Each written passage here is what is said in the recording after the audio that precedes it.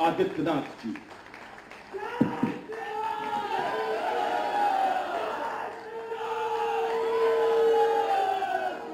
भारत माता की, भारत माता की, भारत माता की।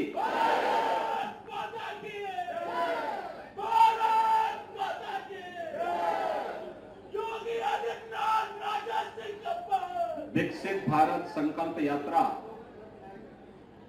के आज के इस राष्ट्रव्यापी अभियान के शुभारंभ के अवसर पर जो कुछ ही देर में आदरणीय प्रधानमंत्री जी के संबोधन के साथ पूरे देश के अंदर एक साथ प्रारंभ होने जा रहा है, आज यहां प्रदेश की राजधानी लखनऊ में आयोजित इस समारोह में प्रदेश सरकार के पूर्व उप मुख्यमंत्री और राज्यसभा के माननीय सांसद डॉक्टर दिनेश शर्मा जी, लखनऊ की महापौर श्रीमती सुषमा खड़कवाल जी, माननीय विधायक श्री नीरज वोरा जी,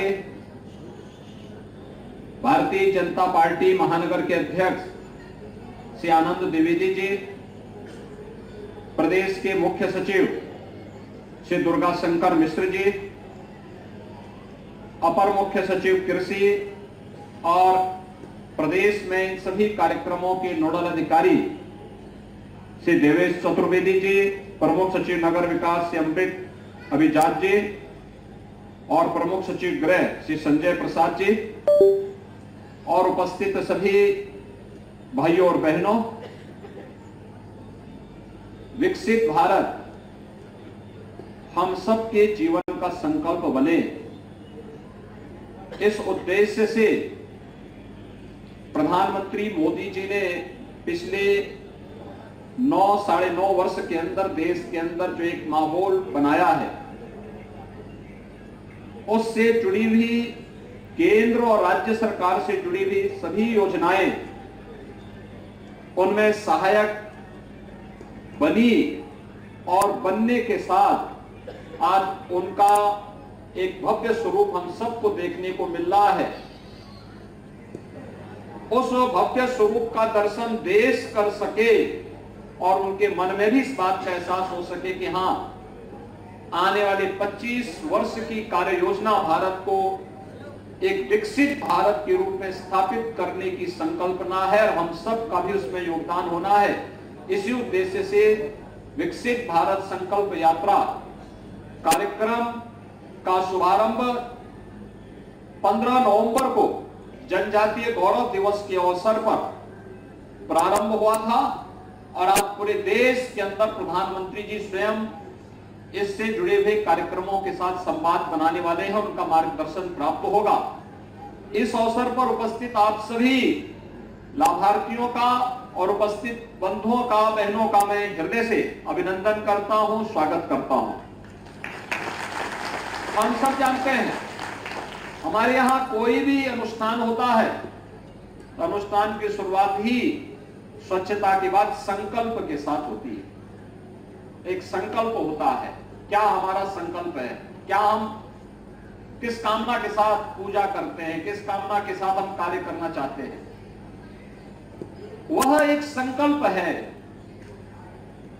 व्यक्तिगत जीवन के संकल्प के साथ राष्ट्रीय जीवन का भी हमारा संकल्प बनना चाहिए और वह संकल्प होना चाहिए हमारा देश विकसित भारत बने।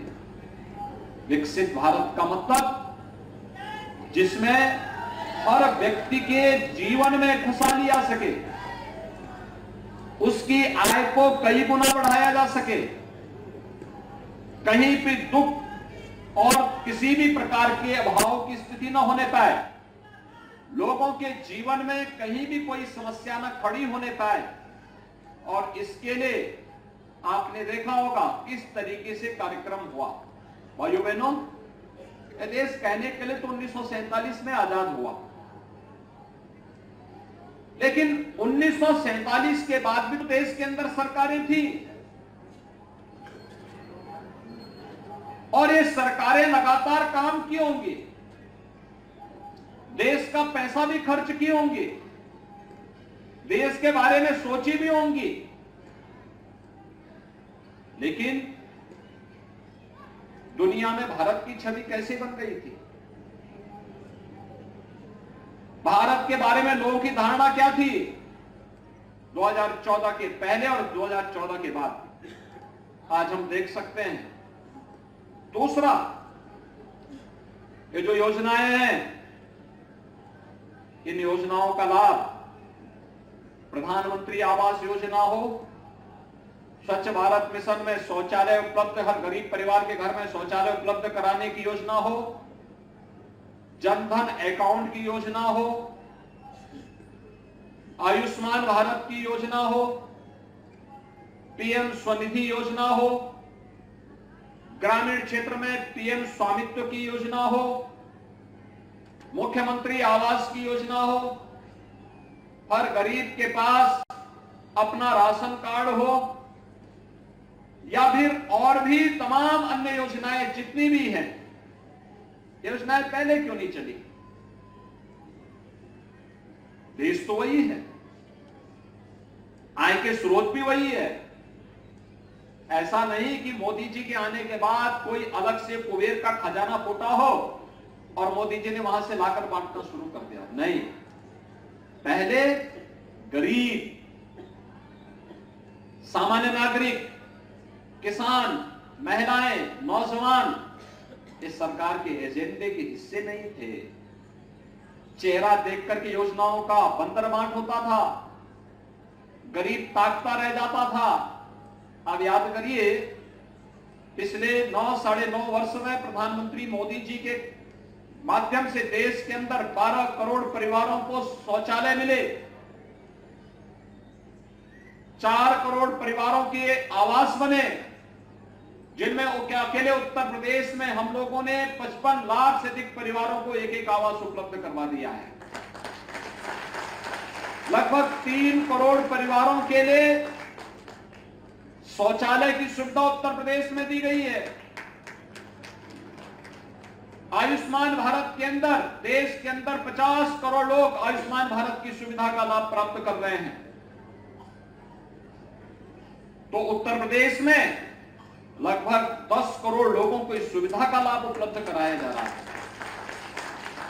किसी भी इम्पैनल्ड हॉस्पिटल में जाकर के, वह कॉर्पोरेट हॉस्पिटल हो, प्राइवेट हॉस्पिटल हो, या देश के अंदर किसी भी ऐसे हॉस्पिटल में जो इम्पैनल्ड है, वहां जाकर के 5 लाख रुपए की सहायता, स्वास्थ्य की सुविधा वहां आपको उपलब्ध हो सकती है।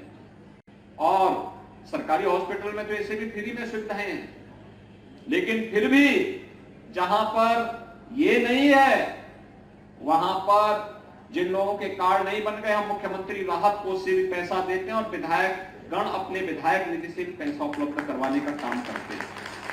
ये काम पहले भी हो सकता था। देश के अंदर कोरोना कालखंड में 80 करोड़ लोगों को फ्री में राशन की सुविधा, और ये तो मिल ही रहा था, अगले 5 वर्ष तक ये मिलता रहेगा।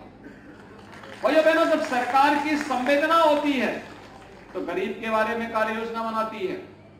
यहां गरीब कल्याण भी हो रहा है, विकास के कार्य भी हो रहे हैं, नौजवान के लिए रोजगार की सुविधा भी उपलब्ध हो रही है, और साथ साथ देश को दुनिया की एक बड़ी ताकत के रूप में स्थापित करने के कार्यक्रम भी साथ साथ चल रहे हैं। जब एक नागरिक खुशहाल होगा तो परिवार के बाद समाज और देश के बारे में भी सोचेगा, और यही संकल्पना है।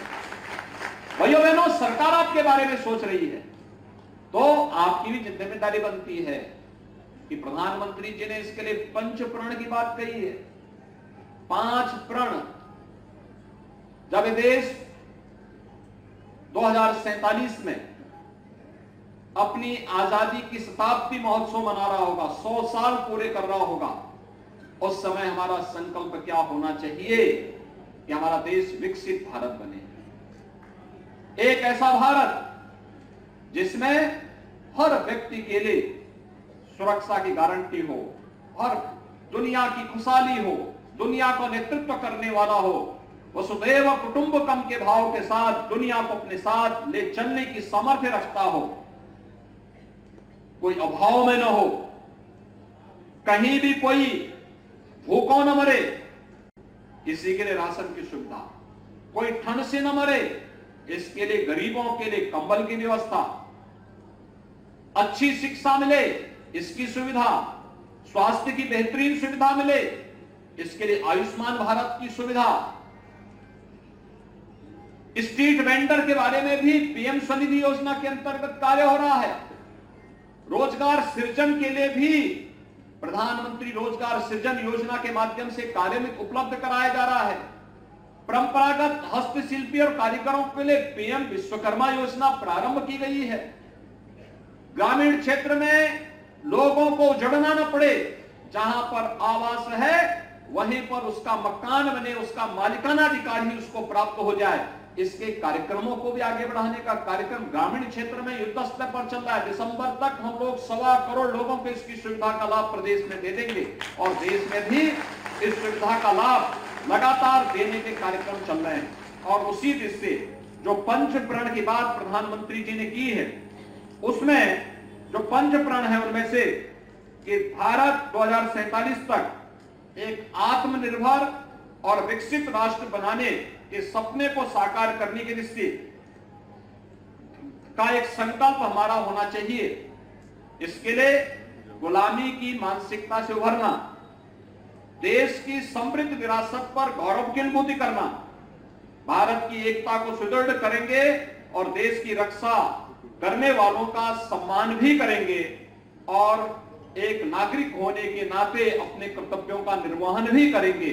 इन सभी संकल्पों को आगे बढ़ाने के लिए आत्मनिर्भर भारत से लेकर के अपने नागरिक कर्तव्य तक इसमें गुलामी की मानसिकता को भी समाप्त करना है, अपनी विरासत पर गौरव की अनुभूति भी करना है और भेदभाव की रेखाएं जो करने का प्रयास होता है, जाति मत मजहब के आधार पर बांटने के कुत्सित प्रयास होते हैं, इनसे उभरना, क्योंकि ये विकास में बाधक तत्व हैं। जो लोग विकास नहीं चाहते वे परिवारवाद, जातिवाद, मत और मजहब के आधार पर समाज को बांटने का कुत्सित प्रयास करके विकास के एजेंडे को पीछे धकेलने का प्रयास कर रहे हैं।